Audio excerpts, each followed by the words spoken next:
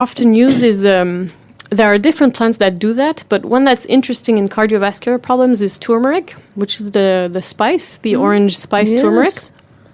Which, because it's also antioxidant, anti-inflammatory, and it will help the liver a lot. So when people have cardiovascular diseases, usually there is also cholesterol or triglycerides imbalances. So the turmeric is going to help on that side.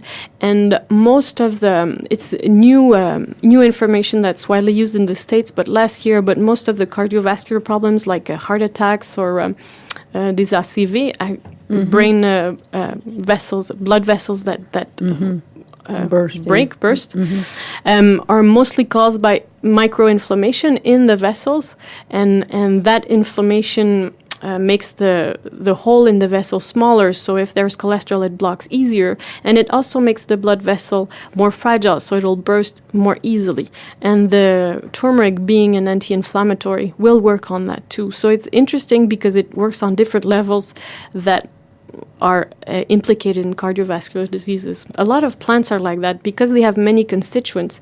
They'll work on different levels of a specific disease and make more of a whole medicine than just thinning the blood or just taking a diuretic to lower blood pressure, for example. That's right. Well, it's made me think of, so if somebody who has high blood pressure is taking medication to keep the blood pressure normal, if they take turmeric, like they spice up their meals with turmeric, just spreading the powder on their food, could it have an effect? Like too much blood thinning, for example. Yeah. It would be a problem if turmeric was taken in a medicinal dose, which would be like more 5 to 10 grams per day. So usually when you spread it over your food, it's more like half a gram per meal, and people don't do it every day because then everything tastes like turmeric. So it's not something we do on a regular basis.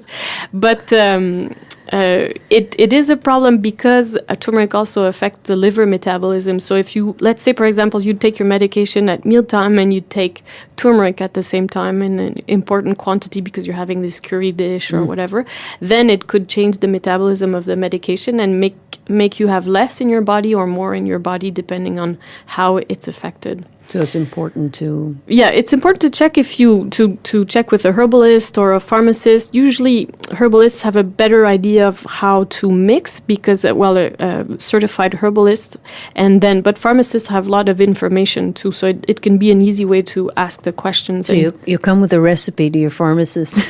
Yeah. I'm going to be having this chicken for dinner curry. tonight. Can I have my medication at the same time? No.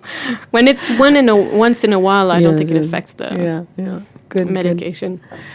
Well, time to tell our listeners once again, they're listening to CIDI 99.1 FM.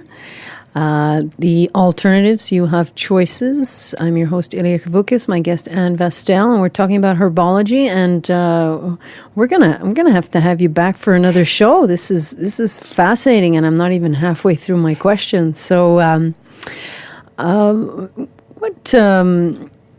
at home, sometimes, people are growing their herbs, by their windowsill and stuff. How can we use those plants at home? Like rosemary or thyme or stuff parsley. Like that? Rosemary is a really good tea. Just for the taste of it, it has a really good taste. And not many people try it, so if you want to try a different kind of infusion, it has a very interesting taste.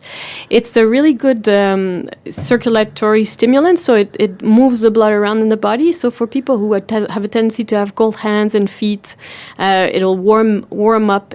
It's not heat that's going to stay. Like earlier on in the show, I talked about astragalus that would warm you up very deeply. Rosemary is like a short-term warming up kind of thing. You can also rub your hands with rosemary essential oil, and that'll bring the blood back to the hands and warm up easily.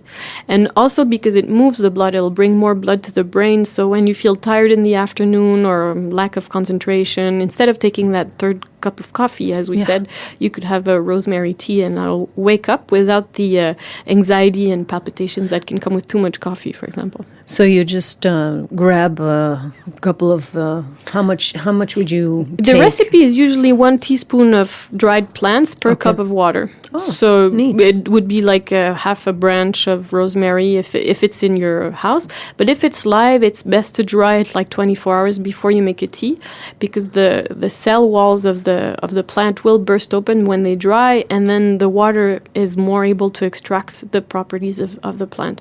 So dry them lightly, and then have a tea with it. Okay, and you mentioned the oil as well. I like that idea of rubbing the hands with oil. Yeah, and well, maybe just smelling you it. can That make, could also stimulate you a bit. Yeah, it would. It's less than if you take it internally. Okay. But what you could do with your rosemary tea, if it's in your house, is cut.